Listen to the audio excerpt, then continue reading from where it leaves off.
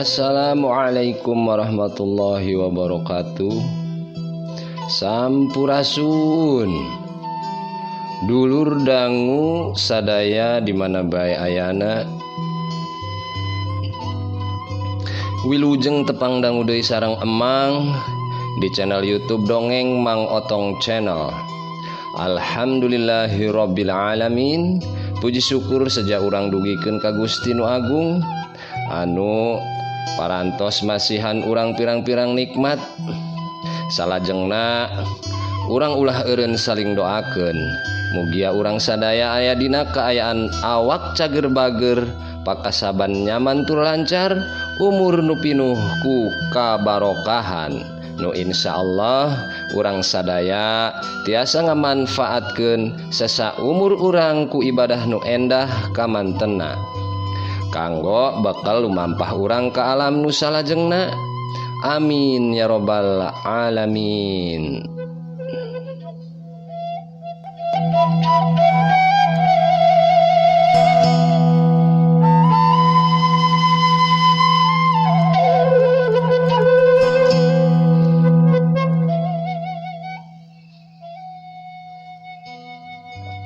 Sapertos biasa emang hatur nuhunkeun ka dulur dangu sadaya anu tos ngarojong kana nanjeurna Dongeng Mang Otong Channel.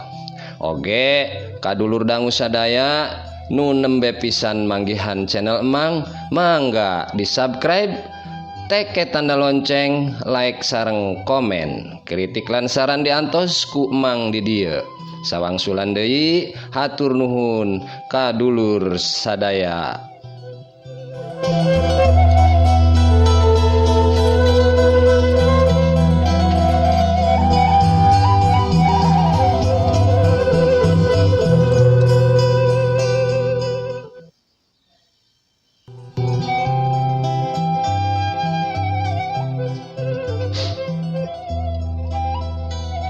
Hayu urang lajengkeun cariosan nu katunda dina jejer carios Mawar Bodas Malespati yasana Ki Dagar.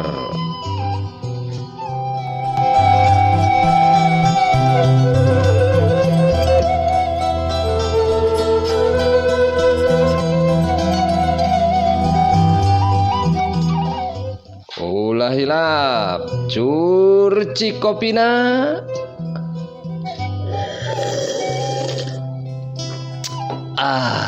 Hai tot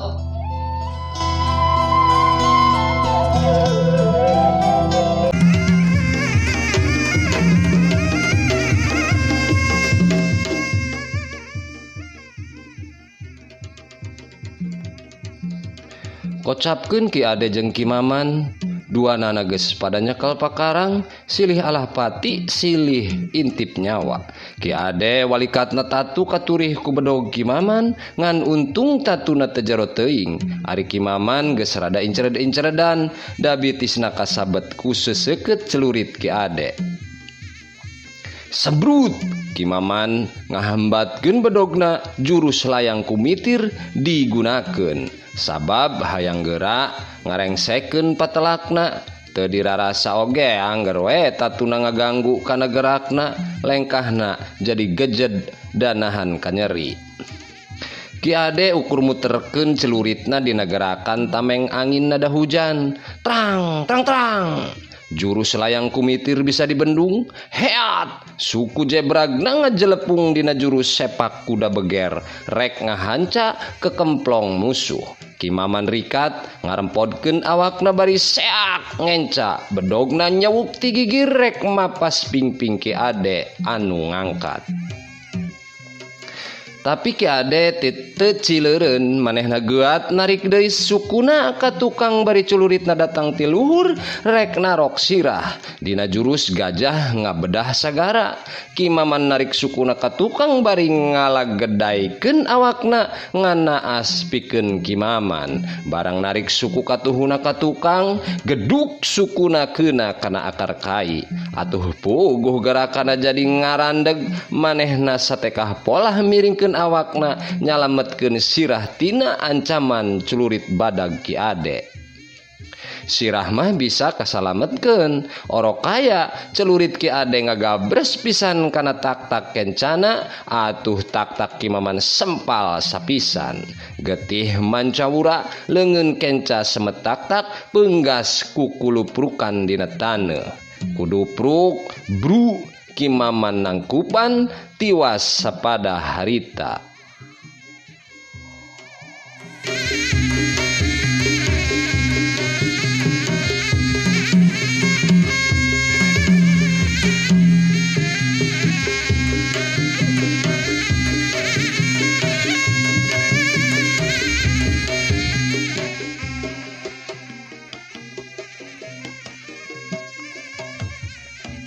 Di tempat sejena Rahmat jeung Karim masih ragot adu jajaten.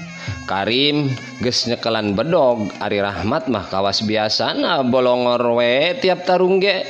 Teuing teu bogaeun bedog, teuing teu kabeli bedog. Ari teu kabeli bedog mah asa piraku, da usaha bakona teh payu pisan.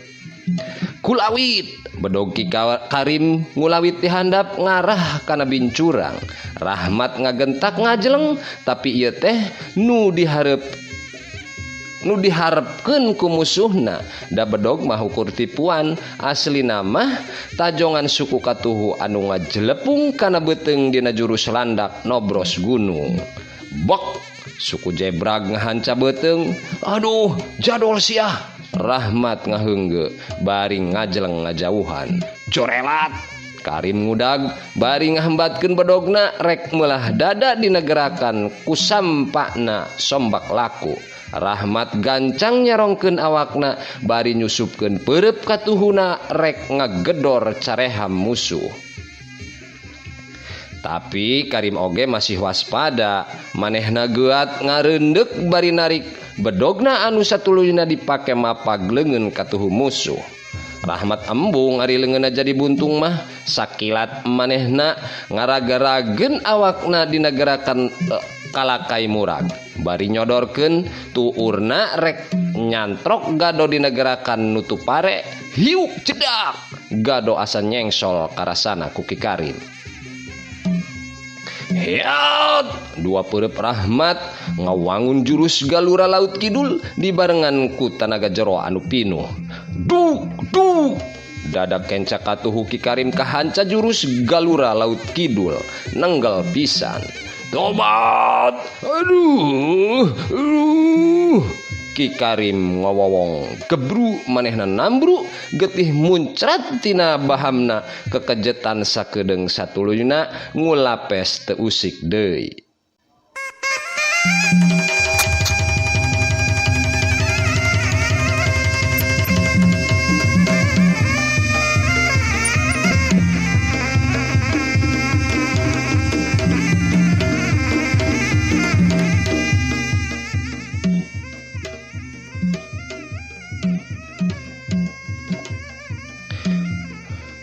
Kiudi culang cileung neangan pilumpateun nempo batur-baturna rarubuh teh.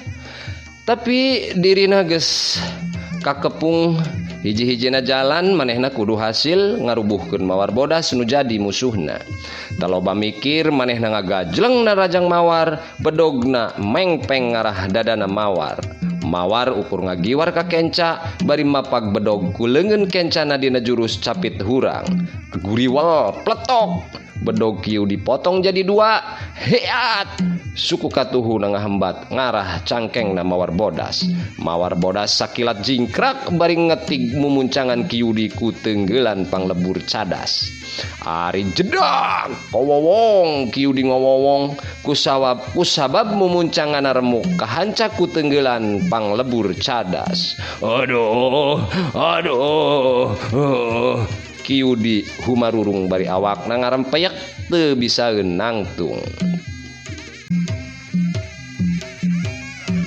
Kumaha kieu di rek taluk bari babalik pikir moal, ceuk mawar bari nyampeurkeun. Cadum mundur, aram dempak, aing kudu taluk mah, mending ge modar aing mah.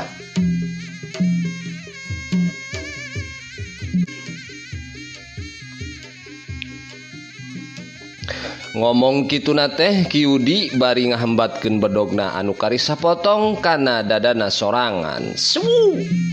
Dina kaayaan genting kitu hiji sinar koneng ngablesat ngahanca pisan kana bedog buntung anu geus dihembatkeun ku Kyudi pikeun nyewek dadana sorangan. Trang, celeng.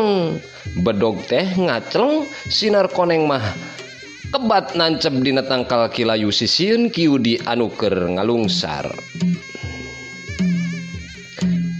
Corelat, jeleg. Yaya nangtung pinggirin Kyudi bari nyabut kujangna anu tadi ngabentur popotongan bedog Kyudi.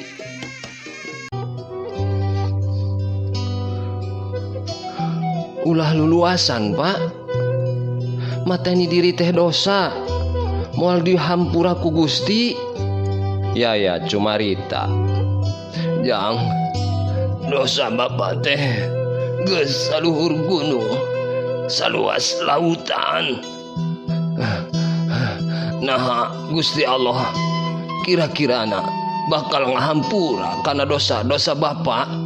Kyudi ngajawab bari ngalimba, Pak, Allah mah lautan hampura, maha welas maha asih, kasaha wae ngahampura. Nu penting urangna leres-leres tobatna Pak.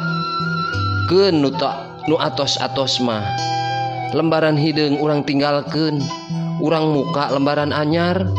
Yaya nyaritana semudu mareda. Bener nu diomongkeun anak maneh teh yun. Badina anak ilaing teh rek dipulung mantu ku dewek. Kek kawinan teh meureun kudu aya walina. Nyaeta bapana yud. Mending ge hayu urang balik, cek Ki Ade milu mairan. Kyudi olohok bari cirambai panona. Jadi urang teh bakal bebesanan dek. Siga nu kurang yakin Kyudi malik nanya. Ki Ade ukur unggek satuluy namah satiluna paungku-ungku nyacapkeun sagala rasa kasono, kabungah, kasedih, gumulung ngajadi hiji.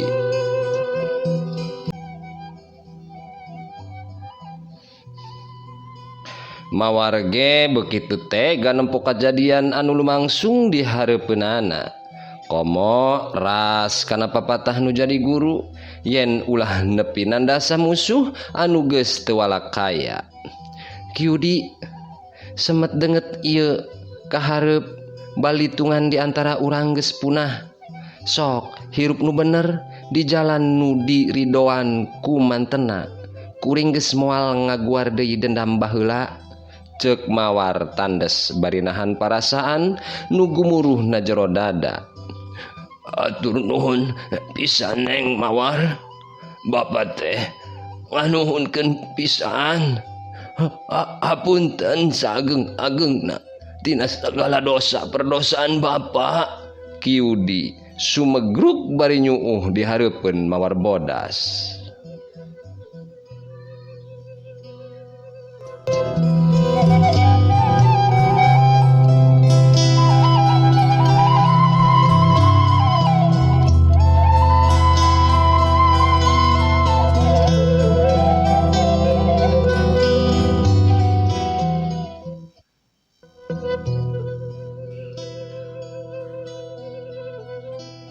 Dina kaayaan kitu kadenge sora suling anu matak nyeri kana ceuli. Atuh puguh we Mawar sapara kanca teh kacidaruasna. Ari Kyudi mah geus apal kana sora suling eta, da pernah ngalaman kasiksa ku eta sora, basa padungdung jeung ros beureum. Mawar geuwat nutup pangdengena. Curelat kalebah batu gede. Sisieun jalan habek eta batu dihanca, biar puruluk batu lebur jadi koral. Gajleng dua urang luncat di balik batu anu ancur awur-awuran.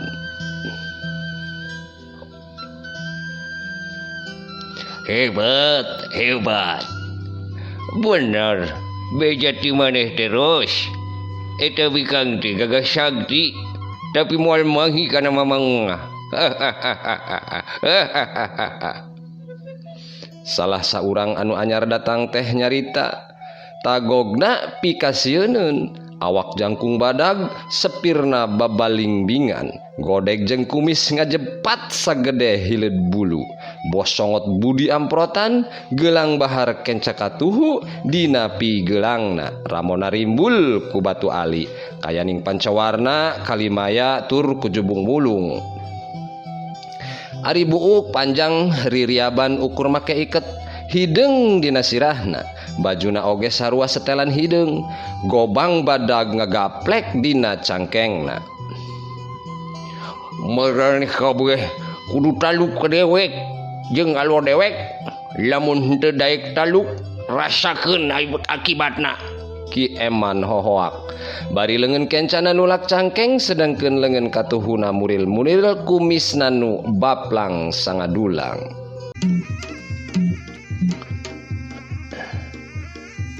Jalma burung mah ulah dibawa ngobrol, hayu karepuk batur-batur. Ki Ade teu ngalobakeun catur langsung ngajorelat bari ngirimkeun panimpugna. Tenggelan Gajah Cibitung dina ulin bahe kele ngajedag kana dadana Ki Eman. Allah, aneh sakitu dihanca sataker tenaga. Ki Eman ukur ngajega awakna teu kerel-kerel, kalah Ki Ade anu muringis bari nyekelan leungeuna anu karasana lir neunggel batu karang anu teuas kacida.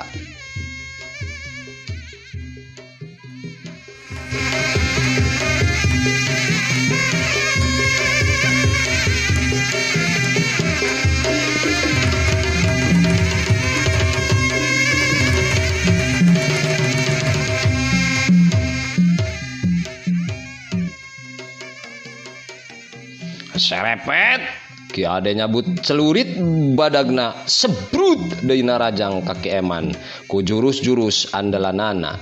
Ki Eman ukur seuri, sok bae beakul ka bisa dia ditadah ku aing trang.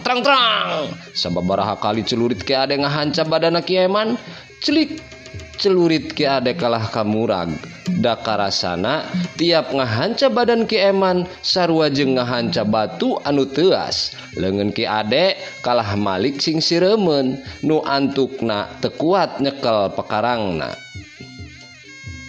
Ningali kitu Yaya jeung Rahmat meh bareng narajang Ki Eman. Tenggelan galura laut kidul Rahmat, kitu oge jurus pamonyet Yaya bukbek ngahanca badana Ki Eman.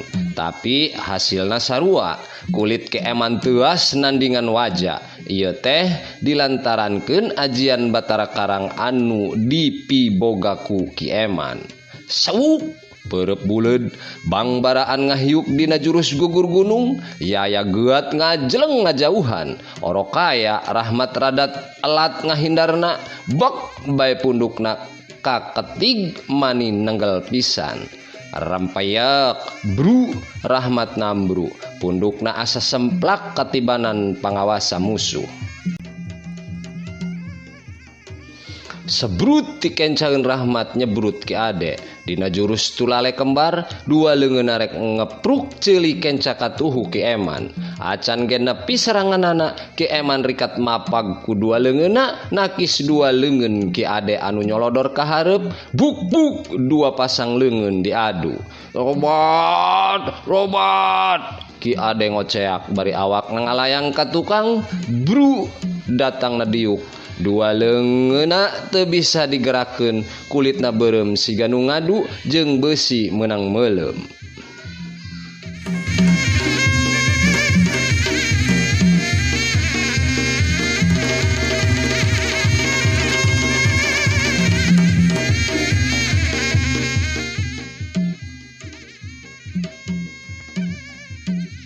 Kocapkeun mawar anu keur begalan pati jeung ros beureum. Seak rosna rajang dina gerakan badak Cihea dina ulin padingdang, congos suling guguri lapan katojo ku panon poe.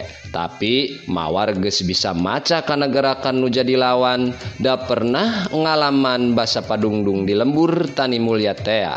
Jorelat jurus kidang kancana dinegarakan engkang-engkang sakilat ngajeleng ka satukangeun ros beureum sewuk karembongna nyewuk kana tonggong ros ngagunakeun ilmu hujan es di puncak gunung hiuk angin tiis kat cidang narajang kana badana ros beureum ngadadak gerakan ros gejad tur lambat. Ieu teh perbawa hawa tiis anu sumarambah kana badana ros beungeutna pucet huntuna noroktok nahan hawa tiris sebrut jurus hujan silantang datang siga di cihujan anu ngahujanan awak ros buk buk cedak duk duk leuwih ti 20 tenggelan nyayang kana badana ros beureum koleab bru ros beureum nambru les kapaehan teu eling kana nanaon.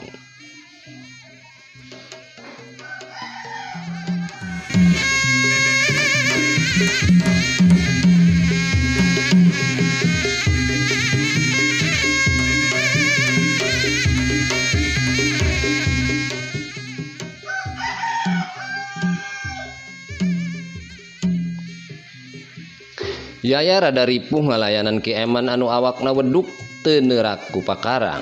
Geus sateuka itung kujang Kiai Lodaya Kuning ngahanca badana Ki Eman, tapi tetep we teu aya anu neurak. Dina hiji mangsa Yaya kumat kamit mapatkeun ajianana. Barang keur kitu ngong aya suara tanpa katinggalan. Eta suara teh ukur kadenge ku Yaya. Ieu eyang nu aya nu jero kujang tapak jalakeun kana taneuh tuluy serang panonna eta kalemahan musuh hidup. Les sora teh ukur sakitu-kituna seret Yaya ngaguratkeun kujangna mangrupa tapak jalak geus kitu sebrut bae manehna narajang ka Ki Eman.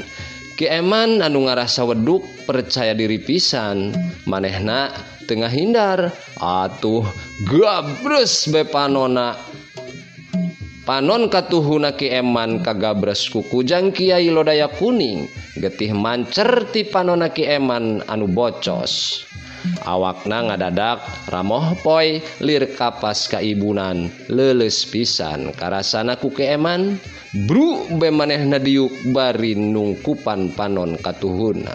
Ampun kuliang aku taluk ngakuele ulah dibaehan kaula jeung alok kaula cek Ki Eman minta ampun. Heug tapi ulah sakali-kali deui ngaganggu kana katentreman kuring jeung dulur-dulur kuring cek Yaya bari ngabedegah hareupeun Ki Eman. Moal kaula moal rek ganggu moal rek nincak deui ka tatar priangan kula pamit rek mawa si alo cek Ki Eman bari hudang ngadeukeutan ros anu masih kapiuhan regayeng badan ros disampaikeun dina tak-takna tuluy ngaleos indit ngajauhan eta wewengkon.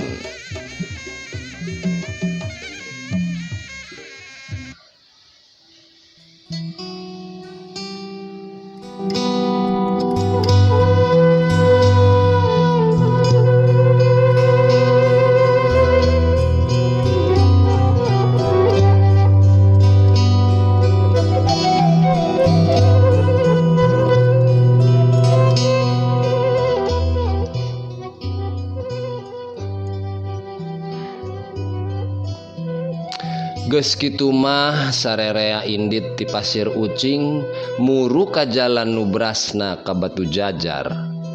Teu karasa waktu teh nyerelek wae. Poe ganti poe, minggu ganti minggu, bulan ganti bulan. Geus 2 bulan leuwih ti kajadian aduh hareupana rombongan mawar jeung gorombolan Kyudi.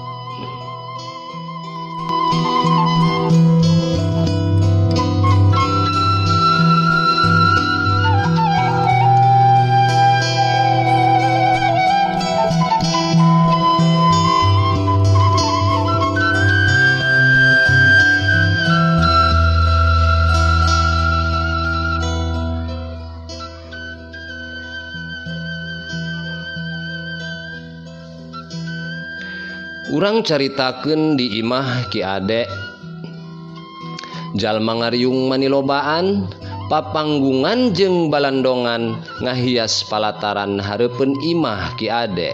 Janur melengkung di pipir jalan, parawari, balawari, aya nu ngabageakeun tatamu, aya nu mawaan piring kotor, aya oge nu mawaan sangu jeung kadaharan ti dapur pikeun dieurih-eurihkeun kana tempat parasmanan. Poe harita Yaya jeung Ani ngahiji laki rabi kalaksana kabale nyungcung. Ki Ade suka bungah jeung Ki Yudi diuk gigireun panganten. Bah Jumanta oge aya gigireun minantuna. Ari Mawar jeung Rahmat harita teh keur lalajo ronggeng. Maklum ronggeng sigilek rame pisan. Nu milu ngibing loba, nu nyawer merul teureun-eureun. Neng, ari urang iraha kawas Yaya jeung Ani atuh. Akang mah manika bita euy. Ceuk Rahmat bari melong ka bebeureuh hatena.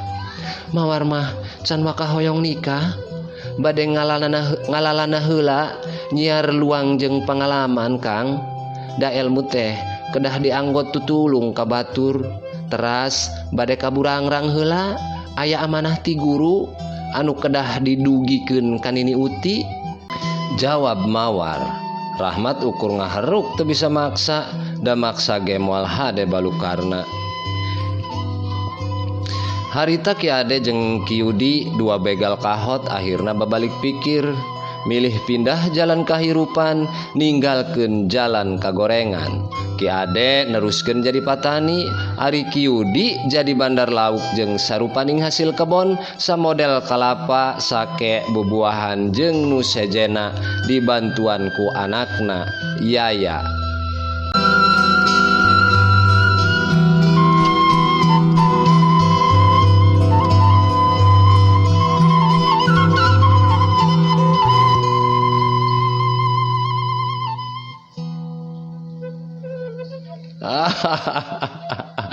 Hai Tot, ieu mah sanes waktos nu teu nyekapan. Nanging dugi ka dieu heula panginten dulur dangu sadaya, lalakon Mawar Bodas Malespati abdi Mang Otong nyuhunkeun dihapunten saageng-agengna wireh dina ngadugikeun ieu cariyos seueur pisan kakiranganana. Oge bilih aya anu kasabit nami kaguar lampah sanes dihaja ku pengarang dan namina oge dongeng. Oge dina babasaan seueur pisan anu kirang pas sareng cop kana manah, sakali deui nyuhunkeun dihapunten samudayaning kalepatan. Lalakon Mawar Bodas Malespati yasana Ki Dagar parantos tamat dugi ka dieu. Hatur nuhun, emang dugikeun kangge pengarang naskah dongeng nyaeta Ki Dagar nu parantos sukarela masihkeun naskahna kangge dipedar ku emang. Oge hatur nuhun kangge dulur dangu sadaya anu parantos ngarojong nanjeurna dongeng Mang Otong channel. Tina subscribe, like, sareng komenana mugia urang tiasa patepang dangu deui dina jejer cariyos nu salajengna. Sawangsulan deui emang nyuhunkeun di hampura ti kawasan ujung kulon Banten, emang undur diri heula. Akhirul kalam, wassalamualaikum warahmatullahi wabarakatuh. Permios. Hai Tot.